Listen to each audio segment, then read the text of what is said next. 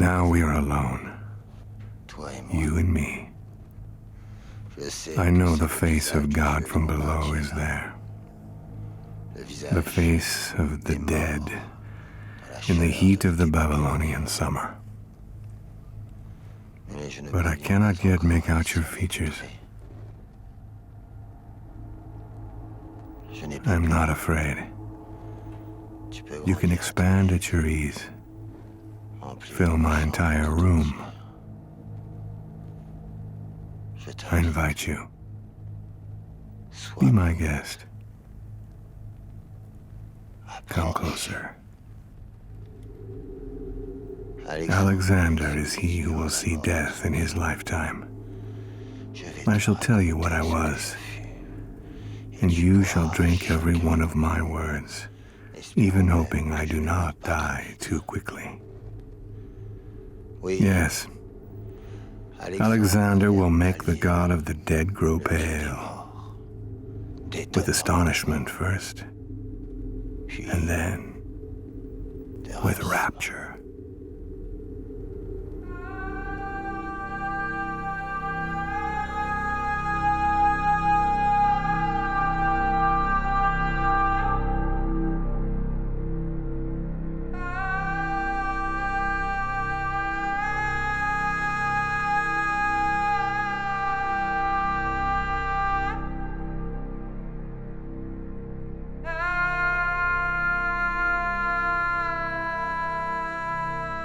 Alexander the Great has left an indelible mark on history. He was a hero for the Greeks and the Romans, a prophet for the Arabs, and a myth for Westerners. His life is as much legend as it is history. But if evidence of his victories and his exceptional destiny has been perpetuated to our present day, it is first and foremost because he has inspired a multitude of artists throughout the centuries and across many countries.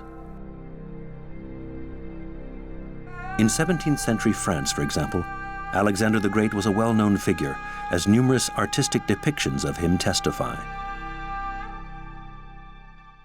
Alexandre, comme empereur, disons, ce qui est passé vraiment au mythe, c'est non seulement sa haute vertu guerrière, ça on est d'accord, la chance qui l'accompagne en tant que l'intelligence et la force physique qui fait que c'est le grand vainqueur, le grand héros de l'Occident qui vient de vaincre l'Asie, mais c'est également tous les traits de son caractère qui font de lui un être exceptionnel.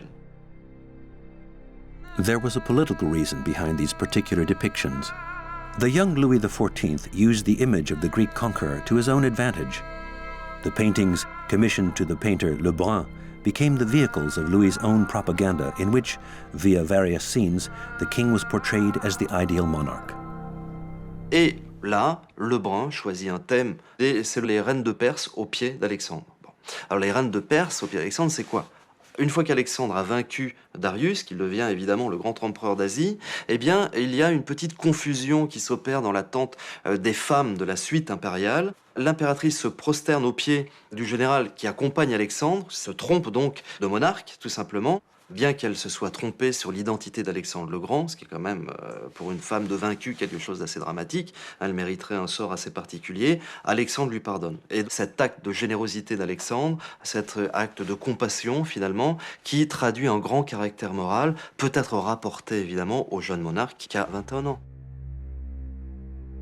Là, c'est le début de l'imagerie officielle d'Alexandre rapportée à Louis XIV.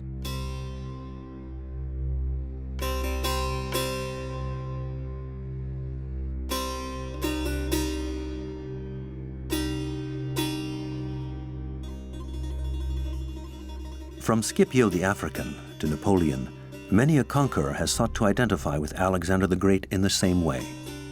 But although his myth has been kept alive for over 2,000 years through painting and literature, what do we really know of the world he came from, a world he himself shaped?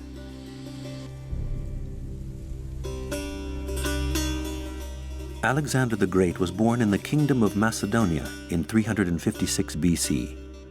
The dynastic capital of the Kingdom of Macedonia, Aigai, was located in northern Greece, in what is today the area around Vergina. Ruins of the palace of Philip II, Alexander's father, remain there today, and excavations are ongoing. To gain a better understanding of who Alexander the Great really was, the best location to start is here, at his birthplace. Εδώ είναι το παλάτι του Φιλίππου, στις Αιγές, το οποίο ξεκινάει να χτίζεται το 350 περίπου, δηλαδή με το που εδραιώνεται ο Φίλιππος στην εξουσία, 350 π.Χ. και είναι οπωσδήποτε έτοιμο το 336 π.Χ. όταν ο Φίλιππος γιορτάζει εδώ στις Αιγές την μεγάλη γιορτή που δείχνει την πατοδυναμία του, όχι πια σαν βασιλιάς των Μακεδόνων, αλλά σαν ηγεμόνας όλων των Ελλήνων. On the exact location of the palace, the current excavations have brought to light architectural innovations revealing evidence of a link to power. Και εδώ που ακριβώς βρισκόμαστε ήταν ο προθάλαμος του ανακτόρα. Και έβγαινε κανείς κατευθείαν σε μια μεγάλη τετράγωνη αυλή που είναι το πρώτο περιστήλιο της ελληνικής αρχιτεκτονικής. Είναι η μαμά περιστήλιο για όλα τα περιστήλια που βλέπουμε οπουδήποτε. Μια πάρα πολύ αγαπητή και συνηθισμένη αρχιτεκτονική μορφή που γεννήθηκε εδώ. Αυτό είναι ένα τετράγωνο, είχε 60 κολόνες γύρω-γύρω. Το εμβαδόν του είναι περίπου 2.000 τετραγωνικά μέτρα. Χωρούσαν δηλαδή εδώ να καθίσουν περίπου 3.500 άνθρωποι, κάτι παραπάνω από όλη την ελίτ και όλους τους αριστοκράτες της Μακεδονίας. Εδώ αποφάσιζαν για τις τύχες του βασιλείου της Μακεδονίας, της Ελλάδας και εν τέλει όταν ο Αλέξανδρος ξεκίνησε την εκστρατεία του κόσμου. Τι είναι αυτό? Λέμε ανάκτορο, λέμε κάτι σαν παλέ, αλλά η ιδέα δεν είναι καθόλου ένα ιδιωτικό σπίτι. Εδώ η ιδιωτικότητα δεν έχει θέση. Δηλαδή, οι γυναίκες του Φιλίππου, τα παιδιά του, δεν κατοικούσαν εδώ, δεν γεννούσαν, δεν είναι η έννοια του οικού, η έννοια του μεζόν, είναι η έννοια ενός απολύτως δημόσιου κτηρίου. When I was born, at the very moment my mother expelled me out into the world with a final, flesh-filled groan, the temple at Ephesus caught fire. Great flames devoured it, yet no one could explain the fire. Yes, I had been born, and was already hungry. Yet I was but an infant, and had to bide my time and wait for my body to fill out and take form, for my muscles to grow and become well-tempered, wait for the years to pass, wait for the most knowledgeable of men to teach me what he knew. I had to wait until I could recite our ancestral chants, until I could fight and run, recognize plants, lead men into combat, interpret the expressions of courtiers, and admire a woman. I had to wait, yes. And to me it seemed interminable. Ο Μέγας Αλέξανδρος γεννήθηκε και ανατράφηκε στην Πέλα, σε ένα περιβάλλον που του παρήχε όλες τις δυνατότητες για να γίνει ένας ισχυρός και φωτισμένος ηγεμόνας. About 60 kilometers from Aigai, the dynastic capital of the Kingdom of Macedonia, is the ancient site of the city of Pella, which was the administrative and economic capital. Archaeological excavations have provided us with a better understanding of what the young prince's already highly developed daily environment was like. Η Πέλα ήταν η μεγαλύτερη από τις πόλεις της Μακεδονίας. Είχε ένα πολύ ανεπτυγμένο σύστημα υδροδότησης, αποχέτευσης, που μαζί με τις κρίνες, τις δεξαμενές, τα λουτρά, μαρτυρούν μία συνεχή φροντίδα για τις καλές συνθήκες υγιεινής των κατοίκων. Από την άλλη μεριά, οι μεγάλες κατοικίες, η μεγαλύτερη από τις οποίες έχει έκταση 3.160 τετραγωνικά μέτρα, με τα ψηφιδωτά δάπεδα, τις πολύχρωμες διακοσμήσεις στους τοίχους, τον πλούσιο εξοπλισμό, δείχνουν το υψηλό βιωτικό επίπεδο των κατοίκων.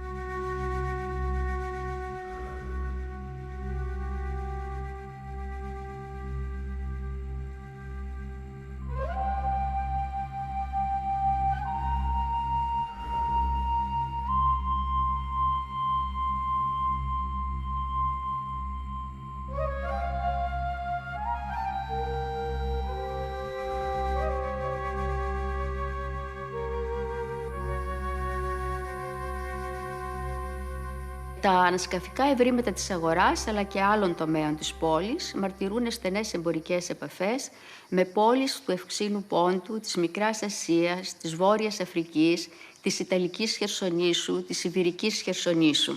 Στην Πέλα υπήρχε ανάκτορο στο βορειότερο λόφο της πόλης που καταλάμβανε μια έκταση γύρω στα 70 στρέμματα.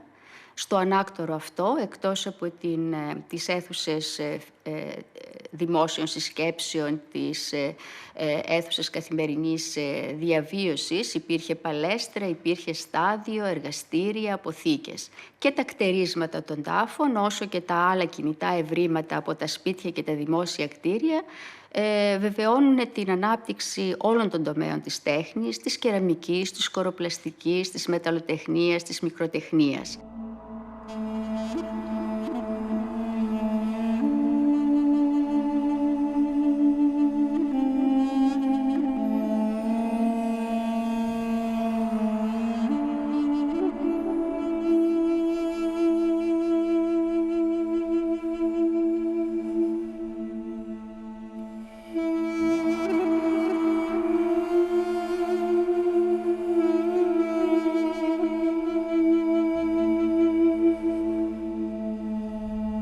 On sait que les plus grands artistes sont venus à la cour de Macédoine. Donc on a véritablement cette connaissance, en quelque sorte, du quotidien de l'élite d'Alexandre, c'est-à-dire tous ces objets qui les accompagnaient dans leur vie courante, dans leur univers, mais également qu'ils pouvaient utiliser dans un contexte de réception. Je pense au banquet, l'importance du banquet dans la Grèce antique et donc en Macédoine, ces décors des maisons, ces mosaïques de galets sur le sol.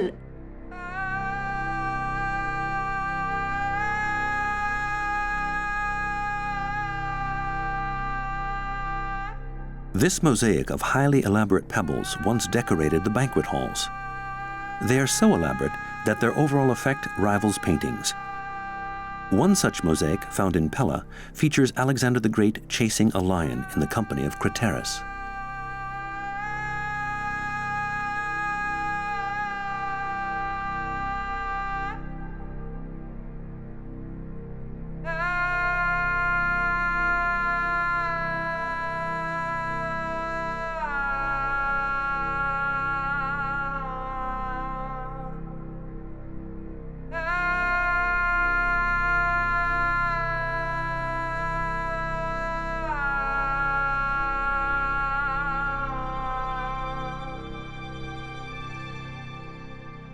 Although the young prince's day-to-day environment strongly influenced the formation of his character, his mother, Queen Olympias, played a crucial role in it.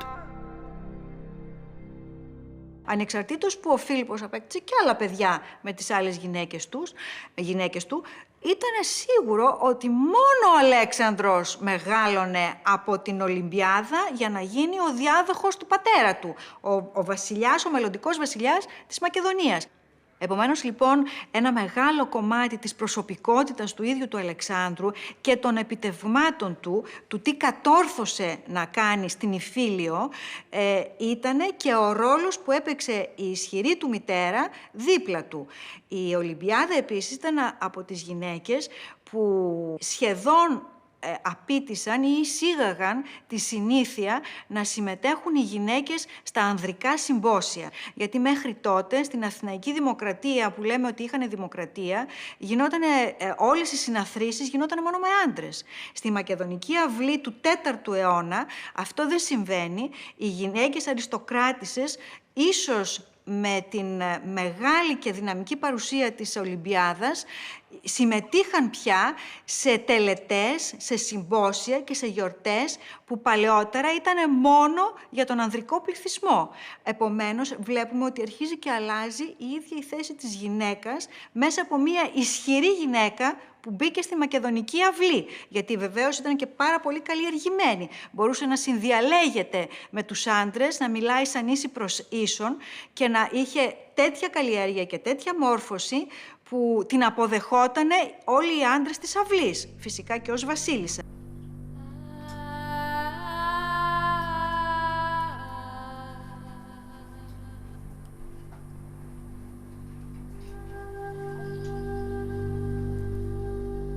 On the site of the Macedonian court in Aigai, banquet halls have been uncovered. Over 1,300 square meters of mosaic have survived. The excavations have enriched our knowledge of the society of Alexander the Great and call for the ancient texts to be read in a new light.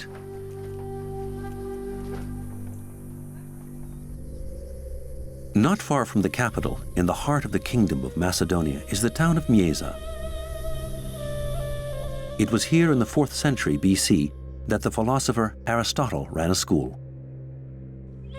We know from ancient texts that Alexander the Great received an outstanding education for his era. Στη Μίεζα ξεκινάει αυτό που είναι το Μουσείο της Αλεξάνδρειας, που είναι το πρώτο πανεπιστήμιο του κόσμου. Γιατί το μουσείο τι είναι στην Αλεξάνδρεια? Είναι ένα καθίδρυμα που θεραπεύουν τις μούσες. Δηλαδή κρατάνε ζωντανή τη μνήμη και δημιουργούν επιστήμη. Μαζεύουν την crème de la crème των διανοούμενων της εποχής και δημιουργούν κάτι καταπληκτικό και μοναδικό. Η Οξφόρδη ή η Σορβόνη ή το Τύμπιγγεν δεν είναι τίποτα άλλο, ή η Πάδοβα ακόμα πιο παλιά, παρά η συνέχεια του Μουσείου της Αλεξάνδρειας. Και η Αλεξάνδρεια είναι η συνέχεια της Μίεζας.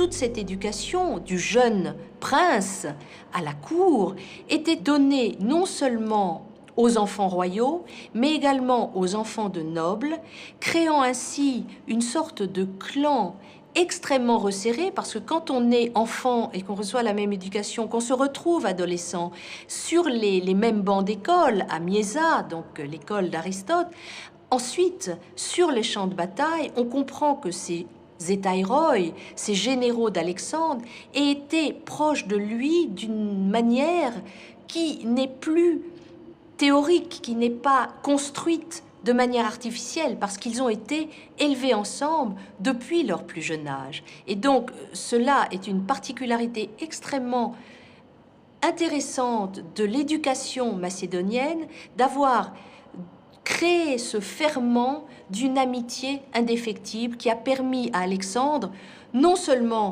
de galvaniser ses troupes, mais également ses généraux les plus haut placés, ses Zétaïroi, qui l'ont accompagné, pour certains, jusqu'à la mort.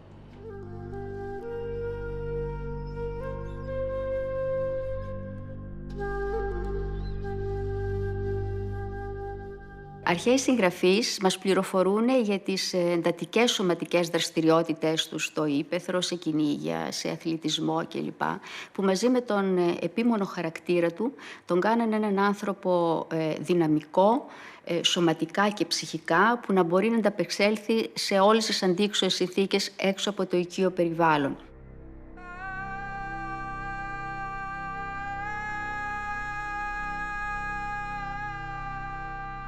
The teaching Alexander received was not exclusively intellectual. For Macedonians, training the mind went hand in hand with training the body, with the aim of attaining hardiness and endurance.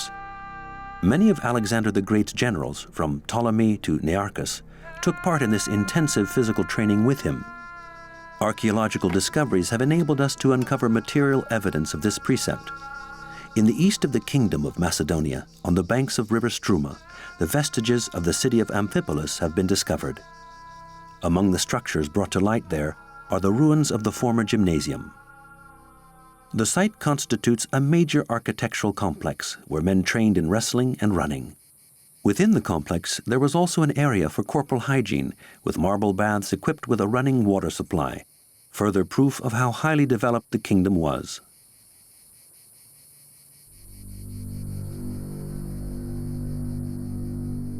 But the site has also revealed further information. During Alexander the Great's era, Amphipolis was a fortified port city, located at the confluence of the Aegean Sea and the northern territories, and was a major hub of the Macedonian economy. Η Αμφίπολη είναι ένα μεγάλο κέντρο πολιτισμού για τη Βόρεια Ελλάδα. Συναντάμε καταπληκτικά τείχη που φτάνουν τα 7.000 μέτρα.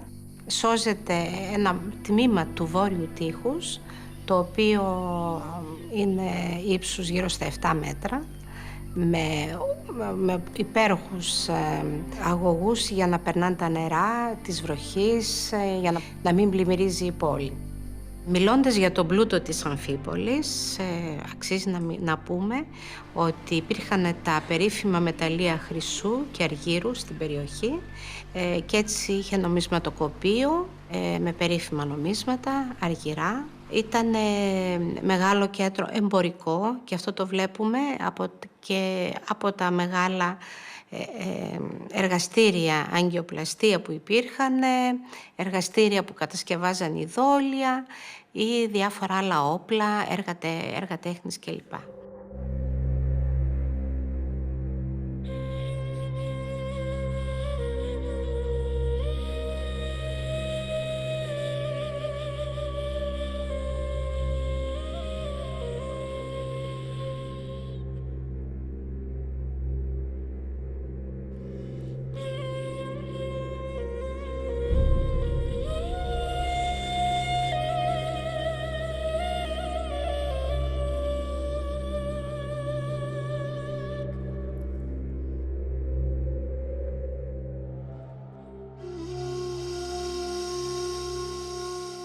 By the age of 18, Alexander had become an outstanding horseman and a hardened warrior.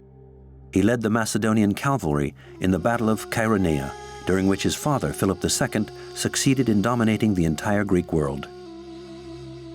With the support of the cities, Philip then planned to declare war on his long-standing enemy, Persia. But in 336 BC, Philip II was brutally assassinated, and it was Alexander, then aged 20, who became King of Macedonia and Commander-in-Chief of the League of Corinth. Alexander took over his father's work and, as he amassed victory after victory, there was no stopping the young conqueror. In 334 BC, he crossed the Hellespont with 35,000 men and started to conquer the Persian Empire. His initial aim was to control the Mediterranean coastline, but after his victory at the Granicus, he freed the Greek towns along the coast of Anatolia and continued his course. In 333 BC, at the Battle of Issus, Alexander defeated the army of the Persian Emperor Darius III for the first time. After a lengthy siege, he took the major port city of Tyre, which he razed to the ground before selling off its population as slaves. After Tyre, I wanted the world to know I was not just a scourge. We moved down into Egypt until we reached the great Nile Delta. It was here on this land that I chose to lay the foundations of my city, Alexandria. Alexandria, to offer the gods, from whom I had snatched Tyre, a princely city, like a jewel of blended cloth, gold, and spices. Alexandria, which would testify to the world I was not just a warlord, but also the architect of a future continent. I drew the plans for the city myself, with a huge lighthouse that could be seen as far away as Crete, and with the largest of libraries. I wanted thousands of works. I wanted everything man knew to be sheltered within its walls. Ο Αλέξανδρος είναι ο άνθρωπος που προσπάθησε να μεταδώσει τον ελληνικό πολιτισμό σε όλο τον κόσμο, να τον κάνει κτήμα σε όλους τους ανθρώπους. Και είναι σίγουρο ότι αν συνέχιζε την εκστρατεία του προς την Δύση, έχω την άποψη ότι θα ήταν πολύ διαφορετική όλη η Ευρώπη, θα ήταν πολύ πιο γρήγορη η εξέλιξη της Ευρώπης, ενδεχομένως δεν θα περνούσαμε τον Μεσαίωνα που περάσαμε από την Ευρώπη και θα ήταν πολύ διαφορετικός όλος ο κόσμος. The wild landscapes of northern Greece, which belonged to the kingdom of Macedonia in the 4th century BC, remained unknown to archaeologists for a long time. It was only in 1977 that the discovery of the tomb of Alexander's father, Philip II, under a vast tumulus, revolutionized our present-day knowledge of ancient Macedonia. The inside of the tomb, which had remained intact, contained highly sophisticated and outstanding works that contrasted with what certain ancient authors had written, like Demosthenes, who described Philip as a brute and the Macedonians as barbaric. Alexander the Great's origins were gradually becoming clearer.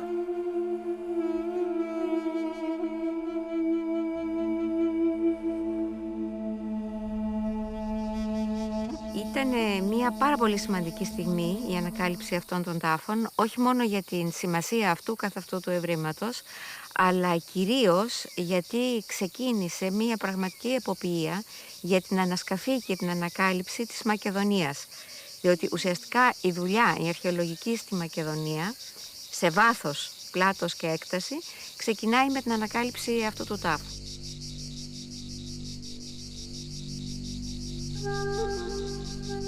Έχουμε τα εκπληκτικά ελεφαντοστέινα από τις χρυσές ελεφάντινες κλίνες, όπου εκεί, στην κλίνη του ίδιου του Φιλίππου, έχουμε μία άλλη μεγάλη έκπληξη. Για πρώτη φορά βλέπουμε ρεαλιστικά πορτρέτα, για πρώτη φορά στην ιστορία της τέχνης, που απεικονίζουν πραγματικά πρόσωπα, απεικονίζουν τον ίδιο τον βασιλιά, με όλα τα σημάδια του χρόνου, με όλα τα σημάδια των μαχών στο πρόσωπό του. Η ιστορία της γέννησης του πορτρέτου είναι ενδεικτική για την διαφορά ανάμεσα στην ιδανική δημοκρατία του τύπου της αρχαίας ελληνικής δημοκρατίας και στην πεφωτισμένη δεσποτεία. Η δημοκρατία θέλει ανώνυμους πολίτες που λειτουργούν σαν μονάδες. Η πεφωτισμένη δεσποτεία θέλει επώνυμα πρόσωπα που αναλαμβάνουν την ευθύνη. Έτσι φτάνουμε στο πορτρέτο.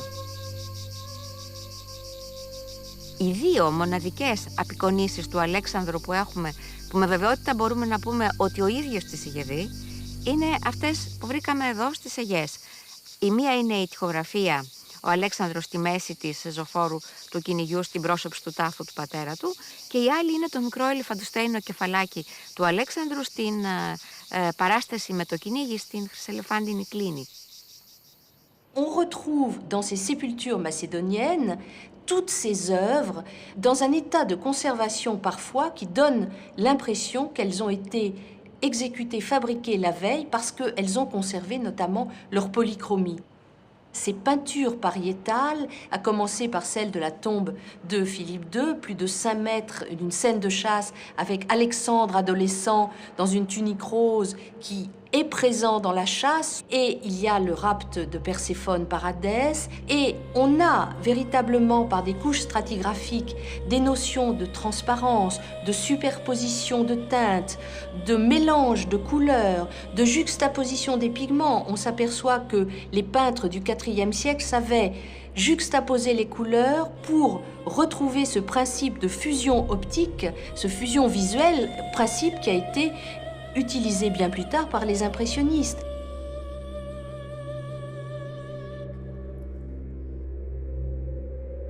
On s'aperçoit qu'il maîtrisait la perspective atmosphérique, il maîtrisait le clair-obscur, les jeux de raccourcis, tout ce panorama extrêmement complet qui part de la création artistique proprement dite, mais qui, quand on resitue ces œuvres dans un contexte privilégié, permettent d'apprendre énormément sur la société, sur la culture, sur la civilisation proprement dite. Immersed as he was in Greek culture, with Macedonia representing one of its most precious jewels, Alexander spread Greek civilization throughout his conquests.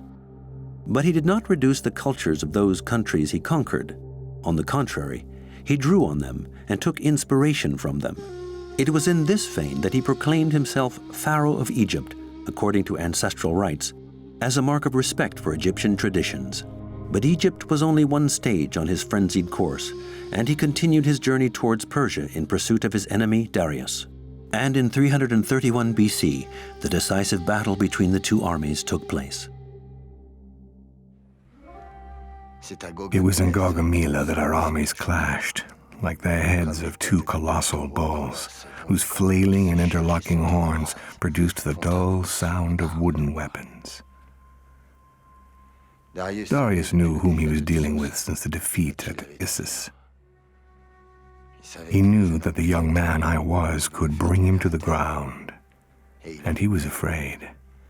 So he prepared for war himself and came in person to the battlefield. Yes, Gaugamela was where our mighty confrontation took place. That day, the earth almost gave way under the titanic weight of the war elephants of the Persian army as they charged, trumpeting with rage, seeming unstoppable. I took a bow and arrow, and in a single shot, I pierced the throat of the Cornac who was advancing upon us. The man, perched atop the very summit of the beast, fell to the ground, and the stray elephant, no longer receiving orders from its human brain, vaguely felt that the small shape it had just seen falling and which it had trampled under its powerful feet was his master. In distress, the elephant began to trumpet and ran wild. It shook its trunk, turned around, and charged randomly. No man could control it. And in all its animal fury, it blocked the advance of Darius's army. My men, having witnessed the whole scene, understood what had to be done. Each archer now aimed at the men perched on their flesh thrones. Seized with panic, the Persian mastodons charged indiscriminately, getting caught up in the cords trailing behind them, without even noticing the trampled bodies, the overturned chariots, and the horse corpses. Nothing could stop their fearful charge. And as a tremor of panic took over the entire Persian army, they knew that Darius had lost. Ξεκίνησε σαν κατακτητής, ξεκίνησε σαν βασιλιάς. Έγινε ο πρώτος πολίτης της οικουμένης. Πήρε μια αντίθεση, που ήταν η αντίθεση Ανατολής και Δύσης, και προχώρησε σε μια σύνθεση. Ονειρεύτηκε έναν κόσμο όπου ο καθένας γίνεται αποδεκτός σαν αυτό που είναι, διαφορετικός. Ο Πέρσης είναι Πέρσης, ο Αιγύπτιος είναι Αιγύπτιος, ο Έλληνας είναι Έλληνας, ο Άραβας είναι Άραβας, ο καθένας φοράει τα ρούχα του, ο βασιλιάς υιοθετεί την ενδυμασία, τα ήθη και τα έθιμα όλων των υπηκών, τους θεούς όλων των υπηκών, τους τιμά με τον ίδιο τρόπο, αλλά επίσης ονειρεύτηκε τους Έλληνες και τις Περσίδες να παντρεύονται και να γεννούν τα παιδιά ενός νέου κόσμου, όπου η μάνα και ο πατέρας είναι από διαφορετικά έθνη και δημιουργείται μια νέα ράτσα ανθρώπων που είναι οι πολίτες της οικουμένης. Αυτό το έκανε συστηματικά, όχι μόνο με τους γάμους των Σούσων πραγματικά, αλλά και με τον τρόπο που τίμησε το διαφορετικό.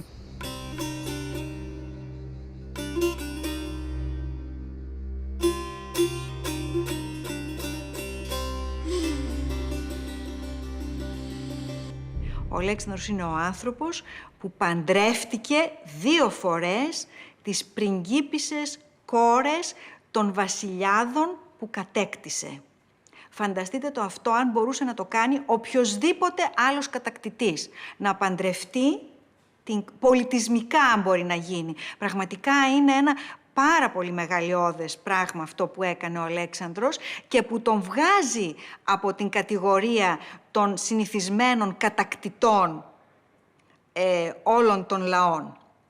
I truly believe that it was part of his plan to establish a multicultural society, multicultural empire, where people, despite their religion and their tradition, could coexist. Ο Αλέξανδρος όχι μόνο κατακτούσε λαούς, αλλά ταυτόχρονα μετέδιδε τον ελληνικό πολιτισμό με επιστήμονες και τα καλλιτέχνες που είχε μαζί του. Il a su mener son expédition en s'entourant de géographes, de ces fameux arpenteurs qu'ils appelaient les bématistes, qui devaient mesurer de leur pas toutes ces nouvelles contrées découvertes. Donc il y a eu aussi des récits de Néarque, le général de sa flotte, qui a décrit ce qu'il voyait quand ils sont allés dans ces contrées.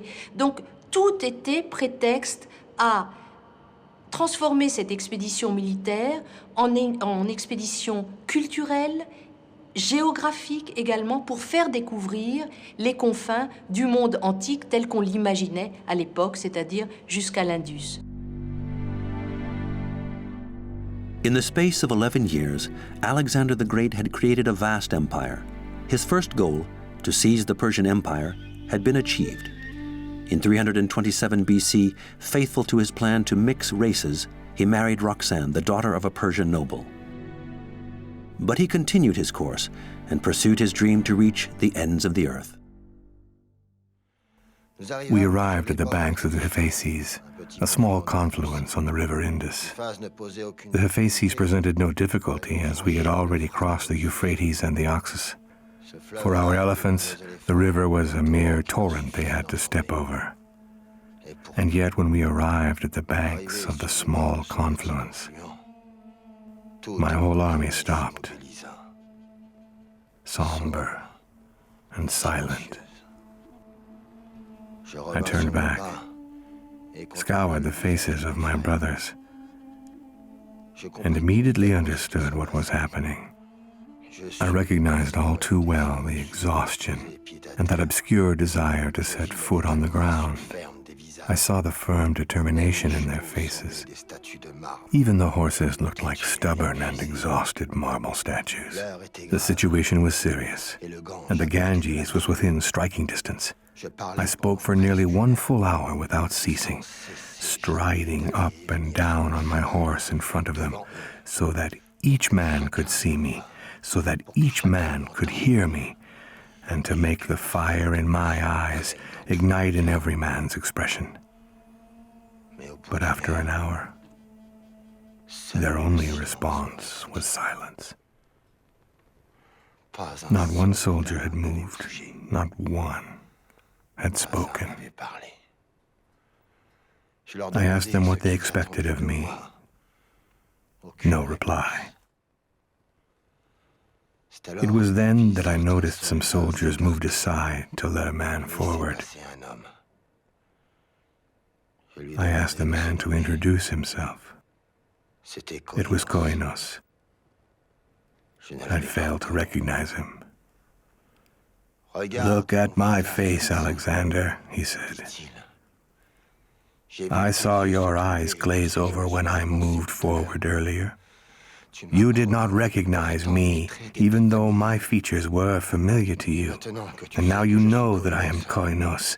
You are wondering why it took you so long to recognize me. I am one of your men since the first hour, and you do not forget your soldiers. Time, Alexander, has shrouded my face.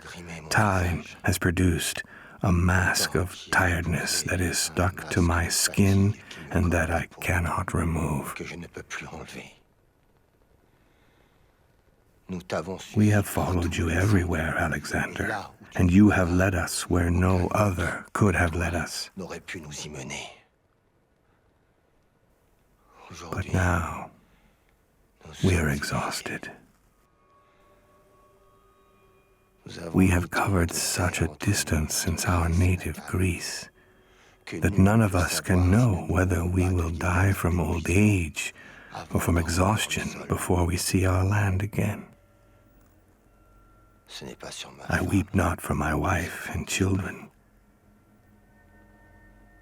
but for my homeland, for the sweetness of Greece, for the heat of my sun-plated mountains overlooking the sea. I am old, Alexander. I do not have much longer left to live, and I would like to die in my homeland. Heed me, Alexander. I am Koinos. As I kneel down before you, I ask you for a tomb on Hellenic land, for my old, tired body. Yes. This is what Koinos said to me, and I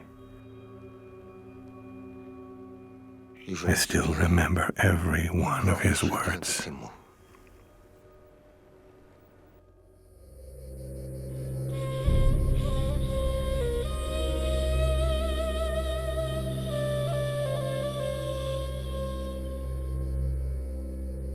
Some of the tombs of the veterans of Alexander's army who had refused to continue the journey were found in northern Greece.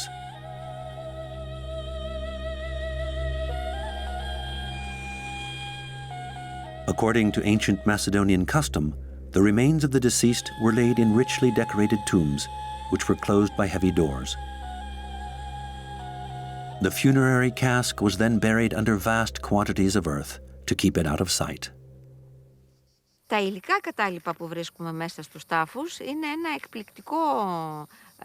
εκπληκτικό σύνολο που μας δίνει την ευκαιρία να δούμε πραγματικά, όχι το θάνατο, αλλά τη ζωή στις λεπτομέρειές της.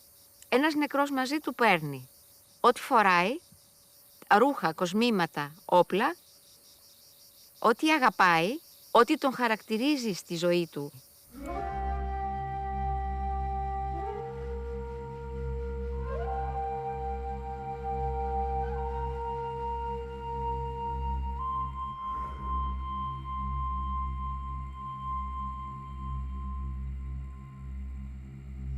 Τα ταφικά έθιμα των Μακεδόνων είναι πάρα πολύ ενδιαφέροντα. Γιατί, τι σημαίνει ταφικό έθιμο? Είναι βέβαια μια θρησκευτική τελετουργία που προσπαθεί να εξευμενήσει τον νεκρό για το θάνατό του, να του δείξει την αγάπη των οικείων του, αλλά επίσης δείχνει και την σημασία μιας οικογένειας, δείχνει την εξουσία της, δείχνει την κοινωνική της θέση. Όσο πιο σπουδαίος είναι κανείς, τόσο πιο σπουδαία τελετή κηδείας δίνει στους αγαπημένους του.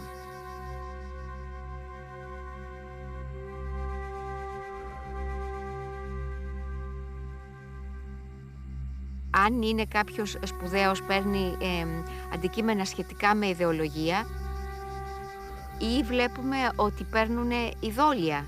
Τα ειδόλια είναι απεικονίσεις του Θείου και δείχνουν τη σχέση που έχουν με ειδικές θεότητες.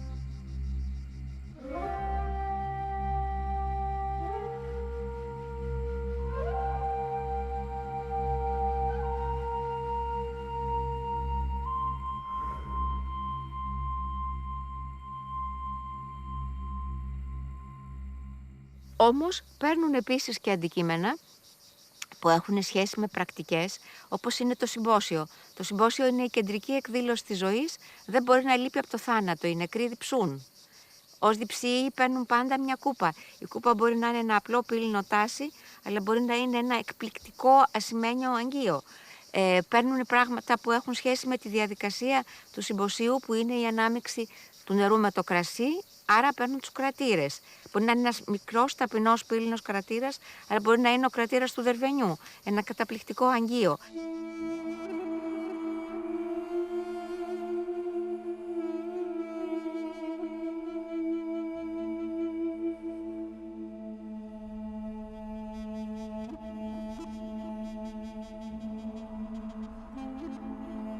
Ο κρατήρας του Δερβενίου πραγματικά είναι ένα μοναδικό αντικείμενο. Μοιάζει να είναι χρυσός, δεν είναι χρυσός όμως. Είναι από ένα καταπληκτικό μείγμα μπρούντζου, ώστε να δίνει την εντύπωση ότι μιμείται χρυσό. Έχει γίνει με πάρα πολλούς τρόπους από άποψη τεχνικής, δηλαδή αλλού είναι με μήτρα, αλλού είναι σφυριλατημένο και αλλού έχουν τοποθετηθεί ένθετα περιμετρικά, παραδείγματος χάρη τα φύλλα της αμπέλου, έχουν τοποθετηθεί με ασήμι γύρω-γύρω στο λαιμό του αγγείου. Το ίδιο το αγγείο είναι ένας κρατήρας.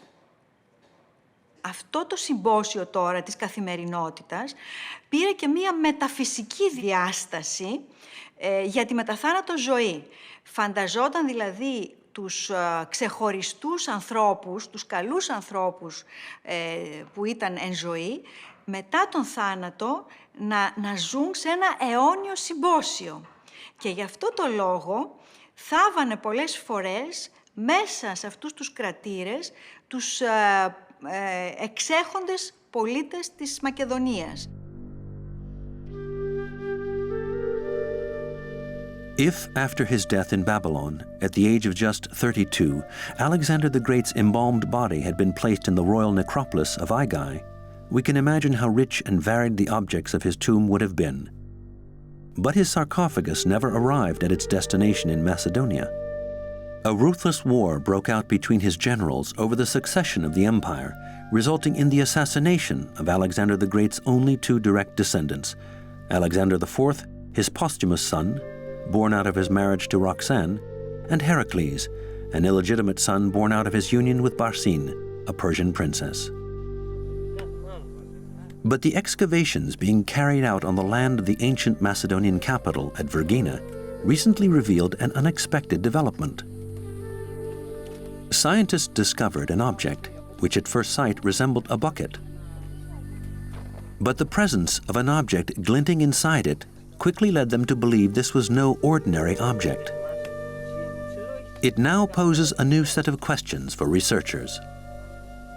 Why would a funerary urn containing the remnants of bones be buried outside the necropolis? And who could this outstanding wreath have belonged to?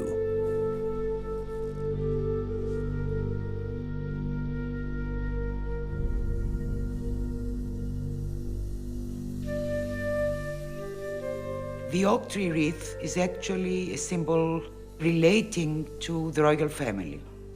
All the finds which contain the bones of the dead who was cremated also have their references, they point references to finds which were revealed in the Great Tumulus, royal tombs as well. The anthropological investigation of the bones suggests that the person who was cremated could not be more than 17 years of age.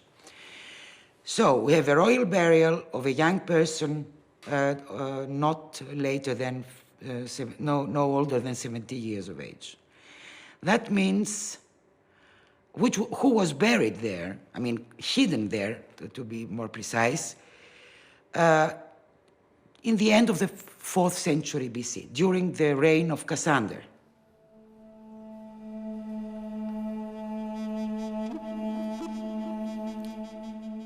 Researchers are comparing the archaeological and anthropological information from their discovery. They are searching for clues among written sources that could throw light on the mystery of the royal wreath. Και τελικά ο Κάσανδρος, που ήταν ο ισχυρός άντρας της Μακεδονίας εκείνα τα ταραγμένα χρόνια, πείθει τον πολυπέρχοντα να δολοφονήσει τον νεαρό Ηρακλή, όπως και γίνεται πραγματικά. Και μάλιστα σύμφωνα με τον Ιουστίνο, δίνει διαταγή να μην υπάρξει κανονική ταφή και τα υπολείμματα του Ηρακλή να μπουν μέσα στο μαύρο χώμα. Όλα λοιπόν τα ανασκαφικά μας δεδομένα, τα ανθρωπολογικά δεδομένα, τα χρονολογικά συμπεράσματα και βεβαίως η ανέβρεση, οι ειδικές συνθήκες ανέβρεσης συμφωνούν απολύτως με την πηγή και όλα αυτά στο χώρο που ταυτίζεται με την παλιά πρωτεύουσα και βασιλική νεκρόπολη των Μακεδόνων. Εγώ νιώθω πολύ ασφαλής με τη λογική μας.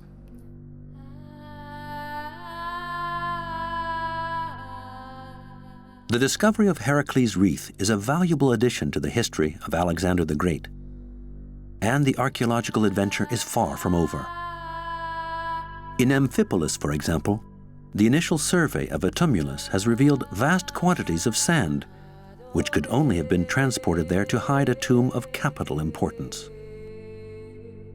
Προσπαθούμε να κατεβάσουμε τον τεράστιο αυτόν τύμβο ύψους 20 μέτρων περίπου, πιο μεγάλο σε διάμετρο από τη Βεργίνα, που φαίνεται ότι μέσα του κρύβονται σημαντικές προσωπικότητες, είτε είναι αυτή κάποιοι μεγάλοι στρατηγοί, είτε είναι η σύζυγος του, η βασίλισσα Ροξάνη, η σύζυγος του Αλεξάνδρου, με τον μικρόν Αλέξανδρο. Υπάρχει το άγνωστο, υπάρχει μαγεία στην αρχαιολογία και περιμένουμε να δούμε τι θα μας βγάλει το αύριο μέσα από τις ανασκαφές αυτές. As for Alexander the Great, his epic tale may have come down to us through the centuries, but his tomb remains a mystery. After his general Ptolemy took possession of his tomb in a bid to establish power in Egypt, texts reveal that Alexander's embalmed body was put on public display for several centuries in a grandiose mausoleum in Alexandria. Several Roman emperors are said to have visited his tomb up until the 3rd century AD. Yet, to this day, despite widespread research and multiple theories, historians and archaeologists still do not know its exact location.